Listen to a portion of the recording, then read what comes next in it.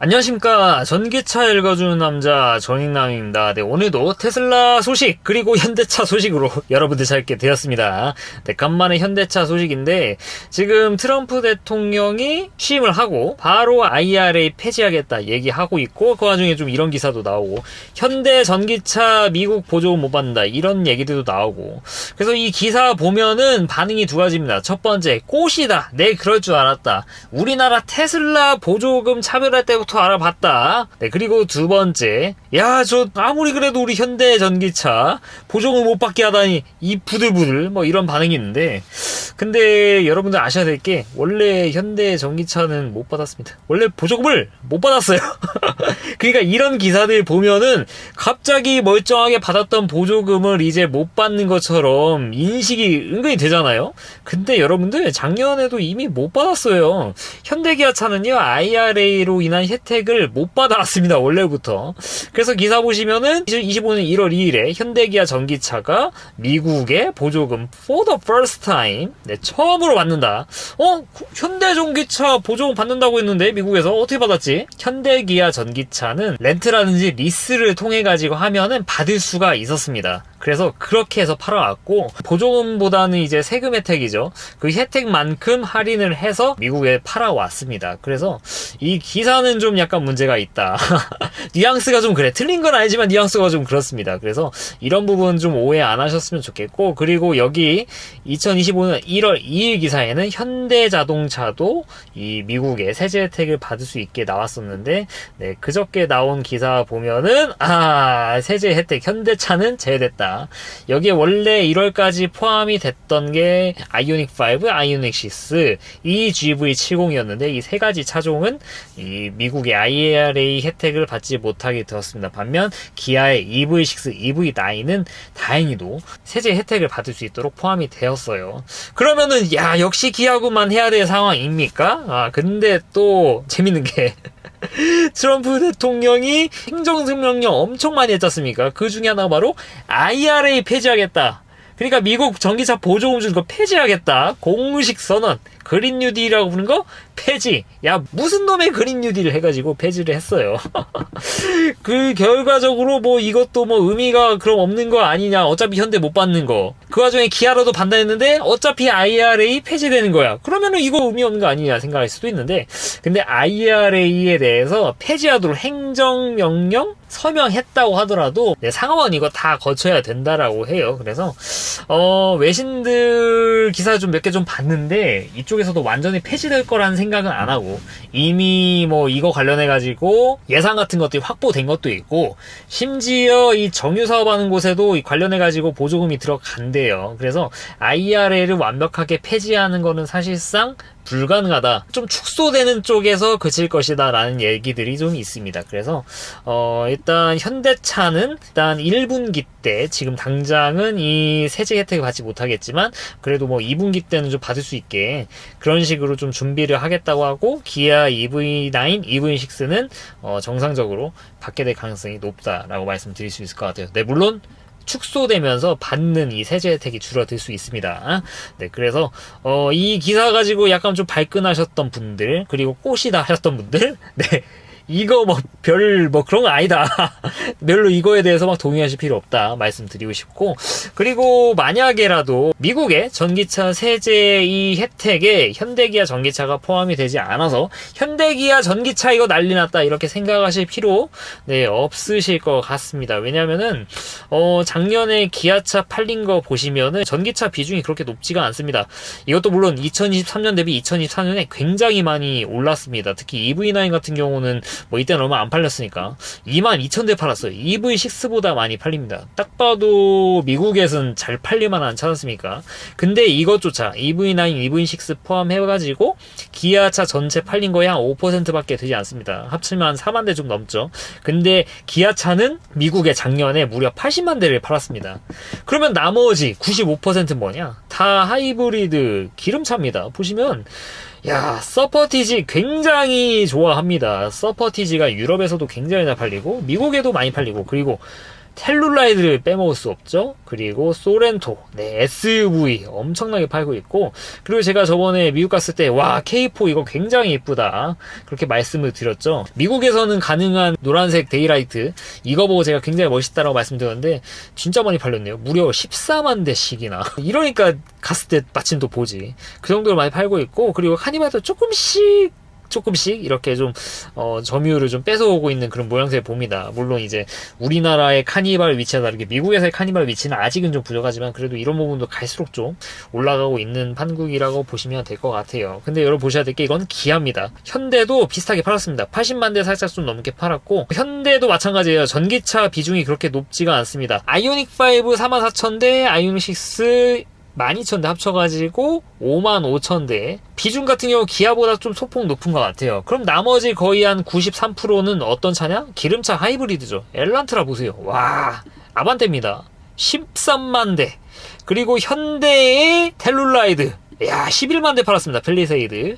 그리고 투싼. 야, 투싼 20만 대. 산타페 12만 대. 이렇게 많이 팔고 있으니까 이 전기차로 인한 이 보조금 혜택, 이게 없더라도 현대기아 쪽에선 그렇게 지장이 없어요. 그렇게 됨으로써 만약에 전기차가 미국에서 좀 덜 팔리잖아요. 뭐 테슬라 많이 팔리겠지만, 그러면 어차피 기름차로 가더라도 기름차 쪽에서 현대기아가 차지하고 있는 비중이 날이 갈수록 증가하고 있으니까 그렇게 막 안 좋은 그런 상황은 아니다. 게다가 더구나 제가 앞에서 말씀드렸 처럼 IRA가 전격적으로 폐지되는 건 아니기 때문에, 그런 면에서 봤을 때 아이오닉 5, 아이오닉 6, EV6, EV9은 아마 25년도에도 굉장히 좀 선방할 거다 이렇게 개인적으로 생각을 하고 있습니다.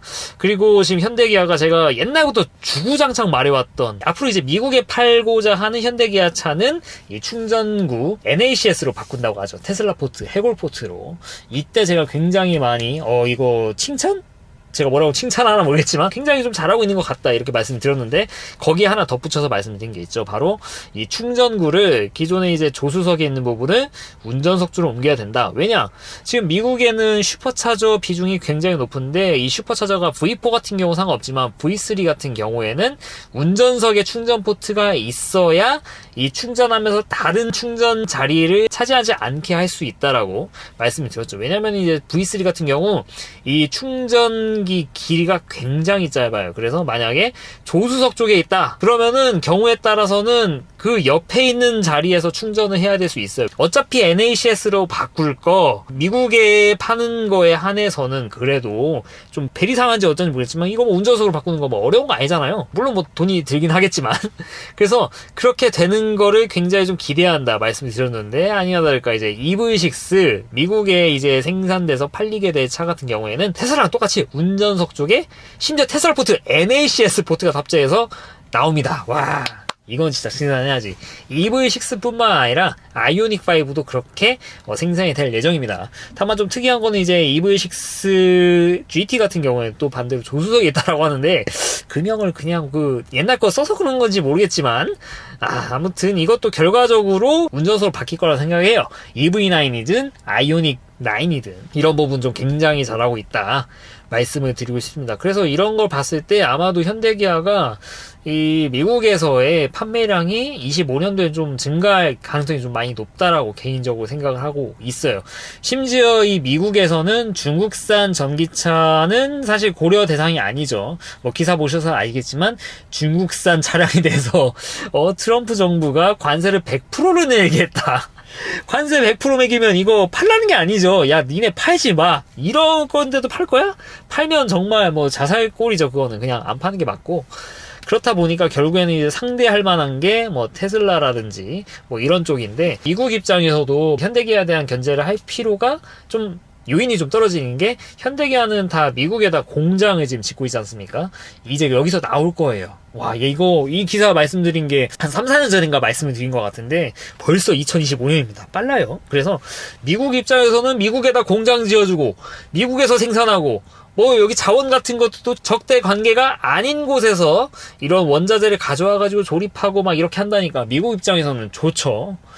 참 한국 사는 입장에서는 약간 좀 그렇기는 한데 그래도 이런 식으로 외화벌이 하는 거 저는 굉장히 필요하다고 봅니다. 뭐 여러분들 제가 뭐 가르치려는 거 아니고 저는 뭐 이렇게 생각을 하고 있습니다. 뭐 현대기아가 뭐 한국에서 뭐 어떻게 하냐 어쩌냐 이거는 뭐 개인적으로 싫어할 수 있습니다. 그리고 차 사는 데 있어서 뭐 비아디를 사건 뭐 저처럼 테슬라를 사건 아니면은 다른 거 사든 상관은 없어요. 그런데 우리나라 입장에서 외화벌이 할 수 있는 대표적인 어떻게 보면 좀 종목이잖아요. 자동차 이 산업이 굉장히 크니까 여기서 잘 벌어야 그리고 현대기아뿐만 아니라 현대기아랑 연관되어 있는 산업 같은 것들이 굉장히 많이 얽혀있기 때문에 이거 굉장히 큰 사업입니다. 그래서 저는 우리나라에서 뭐 잘 나가는 거지만 사실 우리나라보다 외화벌이를 더 많이 하거든요. 그래서 저는 이제 외국에서 현대기아차가 굉장히 좀 잘 나갔으면 좋겠다. 제가 테슬라를 굉장히 좋아하지만 미국에서도 굉장히 현대기아가 좀 잘했으면 좋겠어요. 그래서 뭐 보조금이나 이런 거 막 떨어졌다? 한편으로는 저도 사람이니까 좀 한국에서만 보조금 못 받게 막 테슬라 막 이러더니 야 미국에서는 야 저러네 싶다가도 반대로 이런 생각 사실 크죠. 미국에서 좀 더 영리하게 해가지고 받을 거 다 받아먹고 판매량 계속 늘리고 외화벌이 많이 하고 이런 식으로 가기에 저는 진심으로 좀 응원을 하고 있습니다. 그런 쪽에서 잘하고 있는 것 같아요. 네, 이렇게 뭐 결과 같은 것도 좋고 네, 저는 이거 보면서 와 아이오닉 5 EV6 그리고 EV9 같은 거는 굉장히 좀 잘 팔리고 있는 거 봐서 좀 괜찮다. 이런 거 현대기아 잘하고 있다. 뭐 개인적으로 좀 그렇게 생각을 하고 있습니다. 그래서 이런 부분을 현대기아가 좀 영리하게 전략을 짜서 외화벌이 많이 할 수 있으면 좋겠고 이런 부분을 좀 응원을 좀 해주고 싶다. 네, 오늘 결론은 그럽니다. 네, 그러니까 뭐 기사 이것만 보고 와, 야 미국에서 이제 못 팔겠네 이렇게 생각하면서 현대기아에 대해서 너무 막 좀 안 좋게 그렇게 생각하실 필요는 없다. 생각보다 잘 나가고 있다. 라고 좀 말씀을 드리는 게 네, 제 오늘 결론인 것 같아요. 아무튼 간만에 이제 전기차 읽어주는 남자로서 현대기아 전기차 소식 이렇게 말씀을 드렸고요. 갤럭시를 쓰시는 분들에게 좀 희소식이죠. 하이랜드 타시는 분들, 모델 S, 모델 X 타시는 분들. 테슬라 같은 경우에는 울트라 와이드 밴드를 통해서 이제 문을 연다든지 아니면 트렁크 뒤에서 기다리면 알아서 트렁크가 열린다든지 뭐 이런 것들을 좀 운용을 해왔습니다. 기존에 뭐 문 여는 거는 블루투스로도 운영했지만 뭐 이거 한 5번 말씀드린 것 같은데 블루투스보다는 울트라 와이드 밴드가 거리나 위치 이런 거를 기가 막히게 잡아냅니다. 블루투스는 비교할 바가 못 돼요. 그러다 보니 할 수 있는 거는 이제 후방 트렁크 쪽에 이 울트라 와이드 밴드를 지원하는 핸드폰을 들고 있으면은 이제 테슬라가 인식해가지고 한 3초 정도 있다? 이거 딱 봐도 주인님이 트렁크를 열려고 하는 거네? 하고 문을 열어준다는 거. 블루투스 같은 경우는 이게 상대적으로 덜 정확하다 보니까 이런 게 지원이 안 되거든요. 울트라 와이드밴드는 이게 가능하다. 근데 문제가 뭐였냐? 애플, 아이폰을 쓰는 경우에만 가능했었거든요. 근데 이게 이제 안드로이드도 서포트를 한다라고 기사가 나왔습니다. 갤럭시 같은 경우는 울트라 와이드밴드 사실 아이폰보다 더 일찍 지원을 했었거든요. 게다가 이 제네시스에도 친작 적용이 됐던 겁니다. 제네시스 GV60 할 때 제가 이거 말씀드렸던 것 같아요. 벌써 한 3년 된 것 같아요. 와, 이런 거 보니 시간 빠르네. 네, 아무튼 간에 이 부분이 지원이 되니까 아마 우리나라에는 아직 제대로 들어온 것 같지는 않은데 공식적으로 좀 들어올 것 같습니다. 그래서 이 부분 안드로이드를 쓰시면서 울트라 와이드 밴드를 지원하는 핸드폰을 가지신 분들 그리고 하이랜드 모델 S, 모델 X를 타시는 분들 네, 희소식이다. 이렇게 말씀을 드리고 싶습니다. 네, 그리고 FSD 소식인데 하드웨어 3.0을 탑재한 차량에게 FSD 그 중에서 이제 하이웨이 고속도로에서의 엔드-투-엔드 스택이 적용된 버전이죠. 12.6 버전이 업데이트가 됐었는데 이게 지금 6.1 버전으로 업데이트가 됐거든요. 최근까지 12.6까지는 모델 X가 처음이었고 12.6.1이 되면서 모델 3, 모델 Y에도 적용이 됐습니다. 근데 여전히 못하고 있는 게 있어요. 기존에 이제 하드웨어 4.0을 가진 차들 FSD 13과는 다른 거 바로 주차부터 바로 FSD를 구동할 수 있는 거 심지어 도착지 근처에서 주차 비슷하게 해주는 것이 FSD 13의 특징이었는데 이게 뭔가 간단한 것 같으면서도 여전히 FSD 12 버전에는 적용이 되지 않고 있었습니다. 이게 생각보다 쉽지 않은 기술인가 봅니다. 여기에다 또 차별점이 뭐냐? 바로 FSD 하는 중에 후진을 13 버전부터는 할 수 있다는 거. 근데 12.6 버전은 여전히 이게 적용이 안 됐습니다. 이게 후진이나 이런 것들이 어떻게 보면 이제 주차랑 좀 연관이 된 부분이죠. 네, 물론 지금 한국의 자동주차라든지 심지어 액츄얼리 스마트 서머에서도 경우에 따라서 후진합니다. 제 영상 보신 거 아시죠? 앞에 막다는기에서 ASS 돌리면은 얘가 후진해가지고 가요. 근데 후진하는 게 제가 테스트 해보니까 항상 후진을 하는 게 아니더라고요. 가끔 가다가는 그냥 얘가 후진을 해야 될 상황인데 계속 생각하면서 멍 때리고 있는 상황, 인터벤션을 해줘야 되는 상황이 계속 생기더라고요. 그래서 일론 머스크가 여기 X에다가 남긴 말을 보면은 AI에게 후진하는 거는 엄청난 스트레스다, 뭐 장난스럽게 얘기를 할 정도로 이 후진 자체가 쉽지 않나 봅니다.